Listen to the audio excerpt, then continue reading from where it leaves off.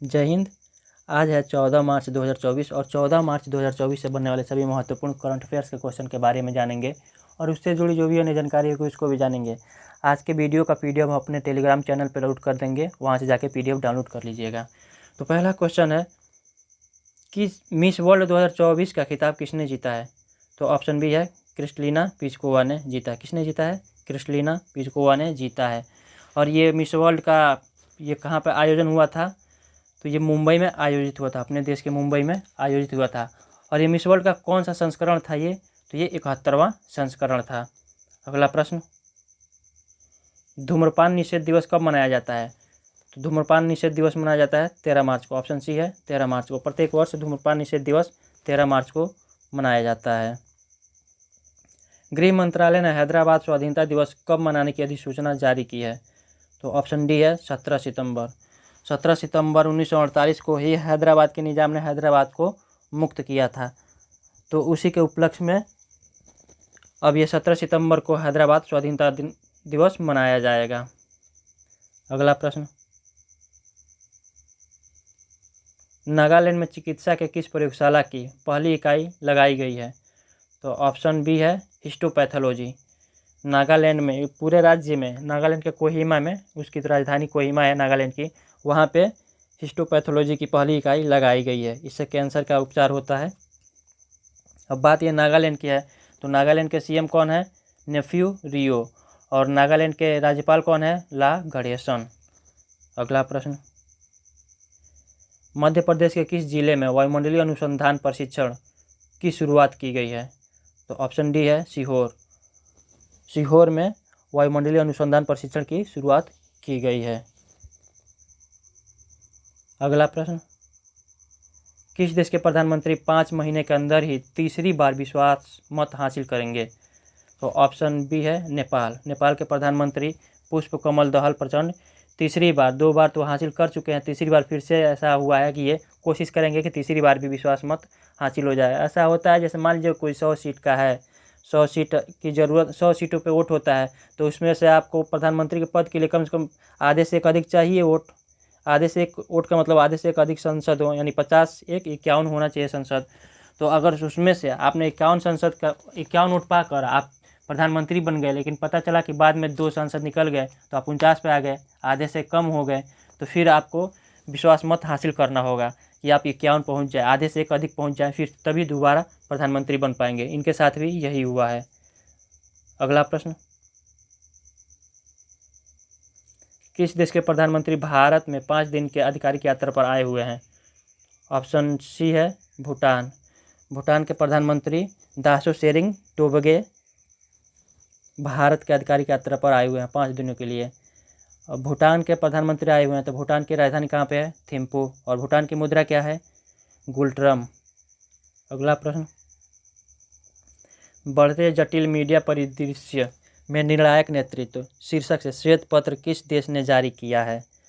तो option D Kenya ने जारी किया है। अपने देश की मीडिया की तो बात ही अलग है। धार्मिक मुद्दा, राजनीति, यही सब 2 लोगों को बुला लेते हैं, एक दूसरे पार्टी का, एक तीसरे पार्टी का, पता नहीं किस किस पार्टी का, और दोनों लोग में बस आपसी बहस छिड़ जाता है, लोग उसी में आनंद ले रहे हैं। यही सब चलता है अधिकतर। अब तो चुनाव आ गया तो खासकर उसी पे मुद्दा उठता रहेगा। अगला प्रश्न, भारत के नुमालीगढ़ रिफाइनरी लिमिटेड ने किस देश में अपना संपर्क कार्यालय खोला है? तो ऑप्शन बी है ऑप्शन ए है बांग्लादेश। कहाँ पे? बांग्लादेश में। बांग्लादेश के ढाका में अपना संपर्क कार्यालय खोला है। अब बांग्लादेश की राजधानी कहाँ पे है? ढाका। ढाका में अपना संपर्क कार्यालय खोला है। बांग्लादेश की मुद्रा क्या है? टका। अगला प्रश्न, महाराष्ट्र के अहमदाबाद जिले का नाम बदलकर क्या रखा गया है? तो ऑप्शन बी अहिल्यानगर। क्या रखा गया है?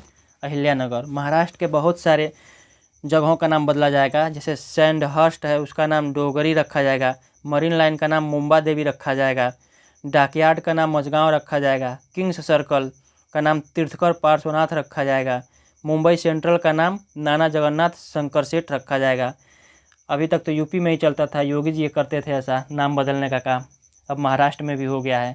वैसे ठीक है, अधिकतर नामों का जो इंग्लिश में जो नाम था, अंग्रेजी जो रखे हुए थे, जैसे सेंडहर्स्ट हो गया, मरीन लाइन हो गया, डॉकयार्ड हो गया, किंग्स सर्कल हो गया, मुंबई सेंट्रल हो गया, तो ये सब अंग्रेजी नाम थे। अब हम भारतीय सब संस्कृति के हिसाब से नाम रहेगा तो सही रहेगा। कोई आया अपने हिसाब से नाम रख के चला गया, उसी को ढोने का क्या ज़रूरत है। अपने हिसाब से रखिए, अपना भारतीय संस्कृति के हिसाब से, तो सही भी है नाम अगर रखा जाता है तो। अगला प्रश्न, ऋण सहायता के लिए सूरज पोर्टल कहाँ शुरू किया गया है? ऑप्शन सी, नागालैंड में। कहाँ? नागालैंड में शुरू किया गया है। अगला प्रश्न,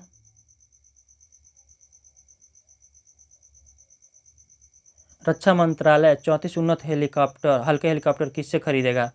तो ऑप्शन डी है हिंदुस्तान एरोनॉटिक्स लिमिटेड, HAL, हाल, हिंदुस्तान एरोनॉटिक्स लिमिटेड से 34 हल्के हेलीकॉप्टर खरीदेगा।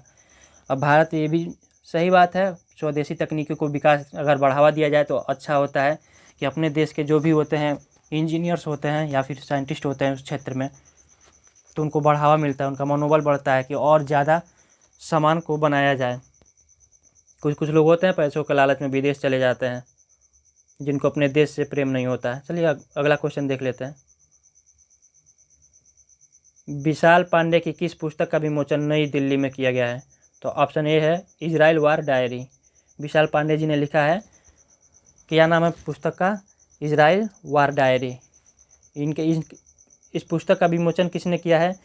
तो सूचना एवं प्रसारण मंत्री अनुराग सिंह ठाकुर ने इस पुस्तक का विमोचन नई दिल्ली में किया है। अगला प्रश्न, हॉकी इंडिया महिला चैंपियनशिप कहाँ कहाँ खेला जा रहा है? तो ऑप्शन सी, पुणे में खेला जा रहा है, और ये 23 तारीख तक चलेगा, 23 मार्च तक चलेगा। अभी खेला जा रहा है, फाइनल मैच 23 तारीख को होगा। अगला प्रश्न, भारतीय निवेशक किस विदेशी शहर को अपना केंद्र बनाने की होड़ में लगे हैं? तो भारतीय निवेशक दुबई में अपना केंद्र बनाने की होड़ में लगे हुए हैं। सभी लोग चाहते हैं, जो भी निवेशक हैं, उद्योगपति जो भी हैं, जो छोटे छोटे, बहुत बड़े भी नहीं, या कुछ बड़े लोग भी इसमें शामिल हो सकते हैं, तो वो लोग सभी लोग दुबई में अपना केंद्र बनाने की सोच रहे हैं। अगर सभी लोग दुबई ही चले जाए तो फिर भारत के क्या होगा? फिर भारत वही गरीब के देशों में, गरीब श्रेणी में आ जाएगा। अपने देश में पता नहीं क्या लोगों को लगता है कि जैसे विदेश में ही सब कुछ है। अपने देश का बढ़ावा दीजिए, अपने देश को आगे बढ़ाइए, ऐसा सोच भी रखा जाना चाहिए। अब दुबई में जाएंगे, वहाँ पे सबको GDP वहाँ की अधिक होगी, वहाँ के मजदूर लगेंगे। वैसे तो मजदूर भारत से ही जाते हैं अधिकतर दुबई में, वहाँ के कहाँ शेख वगैरह काम करते हैं, वो लोग तो सब अपना समय बिताने में लगे रहते हैं।